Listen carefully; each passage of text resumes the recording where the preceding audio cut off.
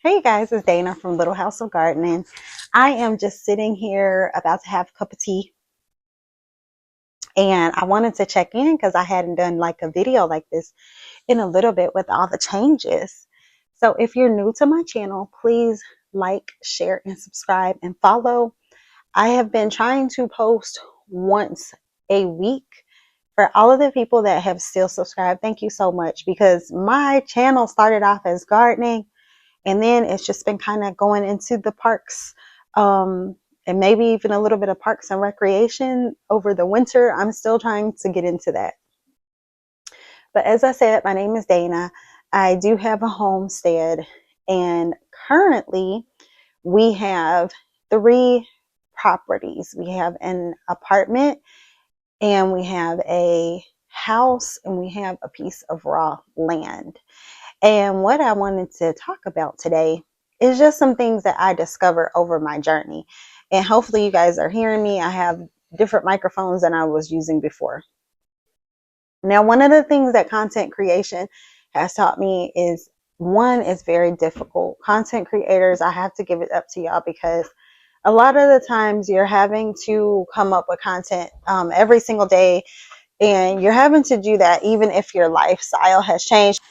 So you have to create content, even if you don't have content to create, if that makes sense. But the thing about it is I was raised that if you don't have anything to say, you don't say it. And so that's been kind of weird. I need to get on here and talk to you guys, even if I don't feel it's relevant. It might be relevant to somebody that's watching. So I know that if you guys remember, we have been container gardening heavily over the summer in the greenhouse. And the zucchini was taking off, the squash was taking off, the sunflowers was taking off, everything was taking off. And then we moved in August. So that was my life, because my children didn't have busing in the school district that we were in. We decided to move. We ended up moving after thinking and thinking and thinking, because we needed the kids to have busing. That was pretty important after years and years of taking them to school and figuring out rides and carpooling. And all the parents out there, man, shout out. It's just extremely draining. It's just draining for families to have to do that because of the cost of living. It's so unfortunate. So anyway, so we got moved to a better location, better school district with actual consistent busing. Don't have to worry about that. And I even got a higher paying job, and my husband's still at his job. He always had a pretty good job. And so all that happens, right? And so you're trying to maintain this homestead that we had built, because we had our chickens and we had our greenhouse, and now we need to relocate. I did not think about that. So I didn't think about, when I was building the homestead, what if we needed to relocate? And I know that sounds simple. So that's number one. If I had to do it over, I would consider that. If I needed to relocate, is everything here portable? Can I make everything to where if I need to relocate, I can duplicate this somewhere else? I had not thought about that. I know that sounds weird. The second thing that I never thought about, guys, and now that we're on year 3 of owning the chickens and having the greenhouse, is what will I do in winters? And I need to decide that, especially for my channel. So if you guys know if you guys even want to be bothered, because what I've found is I don't like winter gardening. I have realized that it's just where I am located in zone 6B. That's so soothing. In zone 6B, for me, my reality has been, is too inconsistent. You know, one day the weather is at 20, the next day the weather is at 50. One day we're having a snowfall, the next day, you know, is pouring down flooding, and it's just all over the place. And what ends up happening in gardening, and for me, is that can become a money pit. You're just throwing out seeds, and nothing is really happening. And it maybe it's just me. Maybe I'm gardening incorrectly in winter. But I can only share my experience for the past 3 days. The only thing, or 3 years, the only thing that actually really, really grew for me was my arugula. I had tons of arugula growing. I still have some parsley in there. Of course, potatoes. I left the potatoes out there. But so that's the second thing. I think for me, I've decided I'm making a declaration that either I'm only going to grow herbs in the winter, and then I might pick back up in January, well, probably February, to start gardening. I just don't think that I like it enough to deal with all the temperaments that comes with winter. Excuse me. Now in the apartment, I made a little gardening corner, and what I have over there is parsley. There is some kale over there, but again, kale is one of those winter crops that's funny. And I look at it like, do I really want all my lights? Do I want to put like my lights on, my grow lights on all day and raise up my my light bill? Or do I just want to wait? So that is something to think about as you're gardening. You have to begin to wait, especially if you're apartment gardening. What I'm realizing is if you don't have a lot of natural lighting, you can begin to pay out more than it would have been worth it to just go to your local farm. Which brings me to my third point. So since we've relocated temporarily to the apartment, we do go to a local farmer to get some of our produce. So since I'm not growing like at least the lettuce and things of that sort, we can go to our local farm in the meantime. And that has been fun, because what I have realized with a lot of gardeners that I know is you can start to spend so much money trying to grow one little plant bulb that you don't even realize how much money you spent. And I work in finance, so that's not like my issue, because I will notice it immediately and I will stop. That's why you guys didn't really see me just like going out and buying things, because the whole point of gardening, right, is to save your money and save your health. And so if it gets to a point where you're spending money without producing, then you have to take a step back. You need to take a step back and evaluate what's working and what's not working, right? So right now, as I said, I have some herbs, I have some kale and some onions, and apparently onions take like 3 years to grow the full bulb and things like that. So that's over there. So find your local farm, get acquainted with your local farmer until you figure out what's going to be the best gardening setup for you. So those are my 3 tips in my 3 years. Now, all that being said, you guys, I got to take my glasses off for this because they're dirty and I never clean them. I don't know. I guess I'll clean them after this video. What I did find is I like taking care of the chickens much more than I thought I would. The chickens are just so peaceful. They're so loving, and they are the best pet ever. I always say, if you've never had a pet, chickens, that's the only pet that give you food. I mean, maybe rabbits, right? I don't know, but they are so sweet, and maybe they're almost therapeutic for me because I never had a pet consistently growing up. I like to be with them, and they actually motivate me because I'm doing the chicken garden. I want them to have their own garden. I'm going to put up foods and vegetables around their chicken coop that grows through it. I will have to post a picture, but I saw it online and I thought, oh, that is super, super cute. Just so they have fresh foods also along with their feed. But I like the chicken part a lot more, not a lot more than I like the gardening, because I do like the gardening. It's just dealing with the ice, dealing with the snow and all that thing. I guess I don't now that we built the coop, I don't have to deal with the snow and everything with the chickens. I just go inside their coop, right? And it's it's just amazing. And they respond. The chickens are easier. Either they like the food or they don't. They're not going to eat it. And they're not going to like touch the food if they don't like it. They're going to come up to you. They know your voice. They know if they haven't seen you in a while. So it's a lot simpler than the gardening process. So I do like that. So now that we're moving them to the land, so we're trying to get them moved over to the land by the end of December, I might consider, you guys, I'm considering getting a rooster because we're doubling the size of the coop over there. And I think my husband said that if we do get a rooster, he has to have like his own space or something. I'm not sure. So only because I want little chick babies. I don't know. They're just so adorable. So I love the chickens. And once they're out on the land, I will get some trees built up over there, like our fruit trees and everything.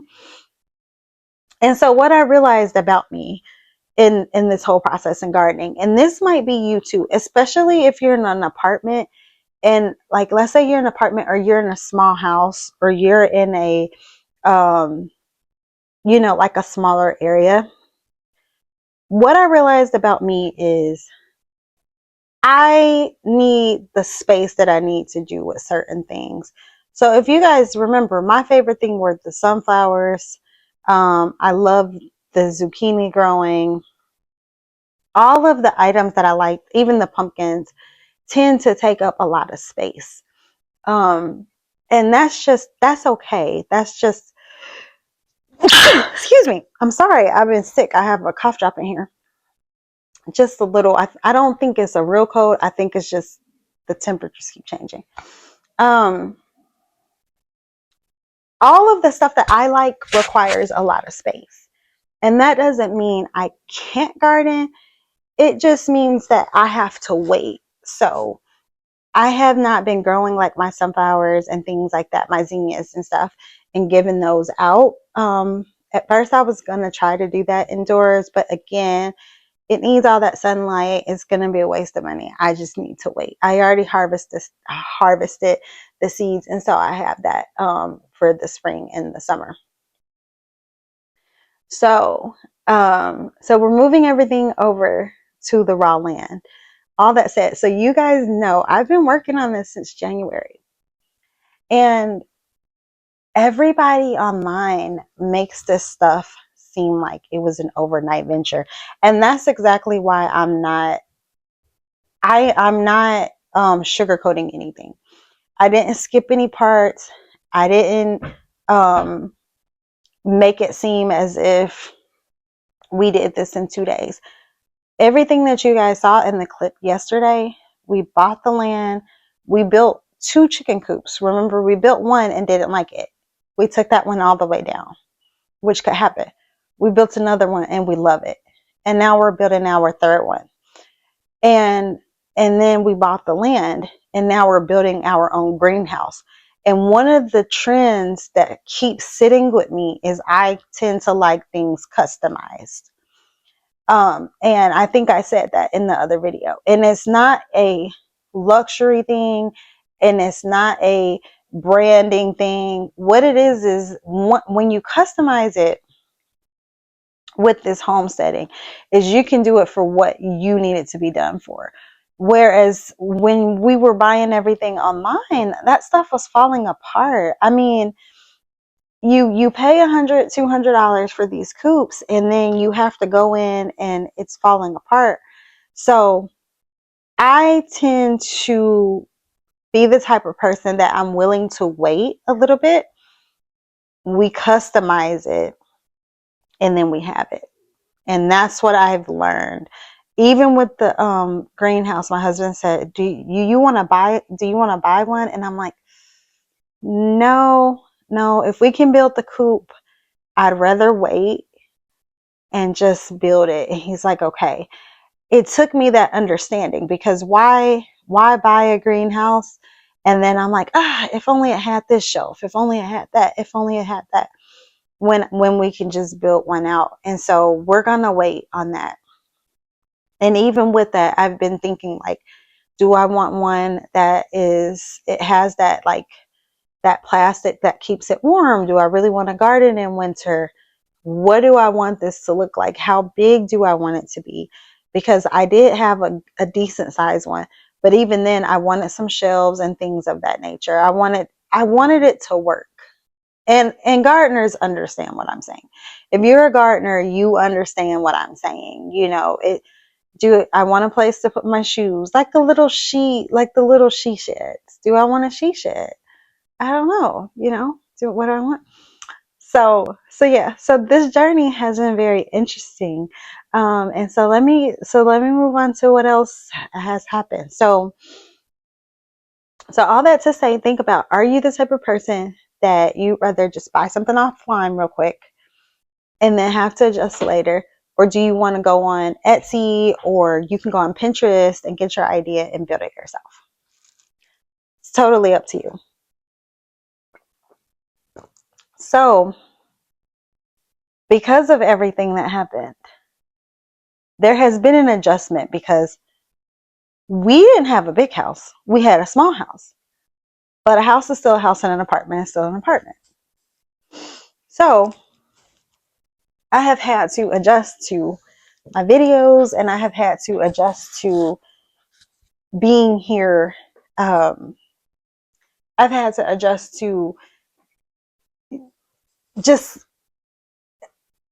being able to be free and not think about, oh, are we too loud? So that's been a real adjustment for us, is being in an apartment. Also, we are not used to having the food scraps because we gave them to the chickens. And so you start to realize what a blessing it is to have chickens, because they ate our chicken scraps. We sprayed for pests when we moved in just to be sure, but when you have chickens, they help with the pests. And so things of that nature, because our complex does this like pest fee, and they go out and they do pest control. And I think that's common from what my friend was telling me, like all the complexes are doing that pest control fee. I have not seen anything here, but even there, even then, it's like, oh, we had the chickens, so that's like insect control. Excuse me. I think we saw a couple of bumblebees getting over the summer when we first moved in, which has been fixed. So yeah, it's just like these little things that's like, oh, okay, we can't just have the scrap pile. Now we are more wasteful. If I'm completely honest, we're more wasteful because that just goes in the garbage. And then so I'm not composting as much. I did start a small compost bin, but nothing on that scale. And then the noise, of course, we're kind of used to having the doors open, being able to run outside freely, and do whatever. But on the flip side, our level of happiness is so much higher. Just the level of stress of getting the kids to school and back was a lot. But not only that, the kids have learned how to build relationship with our tenants. So we do have a tenant, and we're not making any money on the property. We're breaking even because we didn't want to be one of those people just price gouging. So we gave a really low price, to be honest, just in this environment. I didn't feel right. It's the holidays to just be overcharging a whole lot of money. I don't know. I'm not that person. My husband's not that person. But anyway, having experienced this, having to get the apartment, so we just learned so much, because I haven't been in a house in many, many years, if I'm being honest, where I'm renting. I couldn't believe the prices. My heart goes out to everybody that's looking for rent. The prices were astronomical. They're asking for first and second month's rent and this, and then you have to think you have to pay for moving costs, relocation fees, application fees. I could not believe it, what people are going through. So that's what made me, when we decided to rent our place, to just keep it very low. And I feel like God will bless us later. I don't know, maybe he won't. Maybe he will. It's just no reason for people to be charging the prices that they're charging. Also, they can have this really high level of living. That's, truth be told, That's what it is. It's greed. People are having it. You know, they might rent this house out. It just rent 5 or 6 houses out, $1,000 above, you know, what the mortgage really is, so they can live in a mini mansion. So anyway, so we got to learn about that. So the good things have been is that our children are learning about risk management, relationship management. They are understanding what that means to have a tenant, to how to respond accordingly.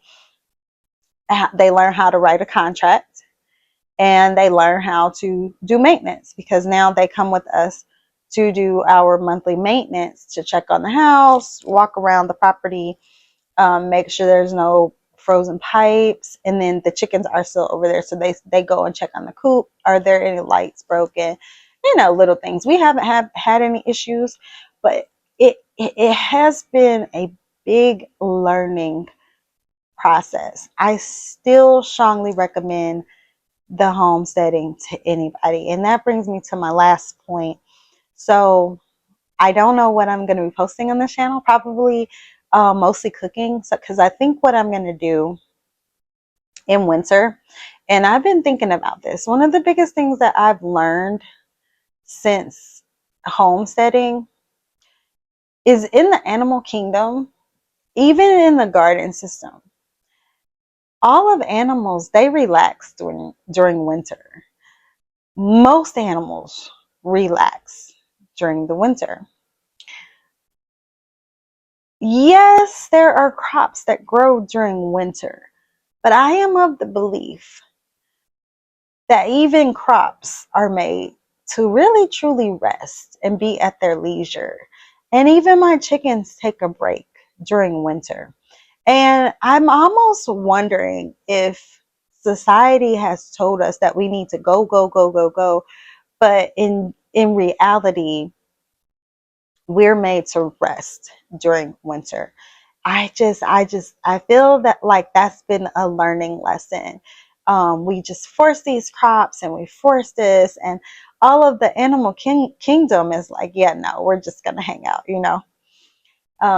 So now that I'm in this apartment, and we are just kind of going with it to see what our next steps are as we build. Well, we're going to be building out the coop over there first. I don't know if we're going to start on the greenhouse, but we're definitely going to build the coop, and we'll show you guys the video from that. But I need to think about, even with my homesteading and my gardening, what do I want to do? I'm sorry, I'm just belching and everything. What do I want to do during winter? And I think what I'm leaning towards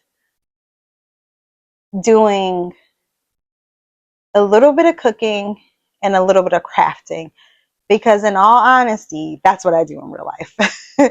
The truth be told, during the winter is when I begin to cook, and I kind of start prepping different recipes and adding different recipes to our recipe book. And I also do a lot of crafting. I mean, a lot, like getting their picture books together, getting t-shirts and stuff made for the summer, getting stuff done. So I'm just trying to figure out what I'll be posting about until the garden picks up. So I hope you guys found this video helpful. You guys see me, I have my little, I'm in my bedroom / office, because I finally got like my shelves and everything put up, and my desk. I don't work from home as much anymore. I think I worked from home like one time since switching my job, but I do keep my space, because if I'm, you know, doing office stuff. But so yeah, I need to see what I want to post that's relevant to Little House of Gardening, because it's not that it hasn't gone away. It's just there are periods of gardening that it's going to be periods of rest, and I don't want to force that. So I will talk to you guys later. Thank you for following along with me. Thank you for sharing, for liking, and for listening. And I will talk to you guys later. Bye-bye.